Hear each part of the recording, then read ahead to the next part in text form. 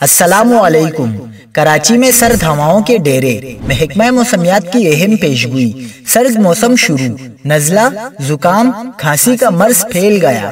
کیا آپ حالات حاضرہ سے آگاہی حاصل کرنا چاہتے ہیں؟ خبر کے پیچھے چھپے اصل حقائق جاننا چاہتے ہیں تو ابھی سبسکرائب کیجئے جلمل پاکستان کو اور ساتھ ہی گھنٹی کے نشان پر کلک کر دیں۔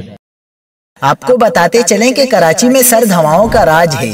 محکمہ موسمیات کا کہنا ہے کہ دن میں موسم خشک اور رات میں سرد ہوائیں چلنے کا امکان ہے۔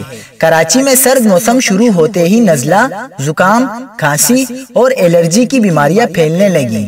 ماہرین صحت نے کہا ہے کہ دن میں دو موسموں کا سامنا ہے۔ دن میں دھوپ اور شام میں موسم یکسر تبدیل ہو جاتا ہے، جس کی وجہ سے گلے میں سوزش، نزلہ، زکام کا مرض تیزی سے پھیل رہا ہے، جبکہ بعض افراد میں اس مرض کی شدت کی وجہ سے بخار بھی ہو رہا ہے۔ ڈاکٹروں نے کہا ہے کہ ایسی صورتحال میں سادہ پانی زیادہ پیا جائے۔ گھر کے تیار کردہ گرم سوپ، یخنی اس موسم میں انتہائی مفید ہیں۔ گلا خراب ہونے کی صورت میں نیم گرم پانی سے صبح شام غرارے کریں۔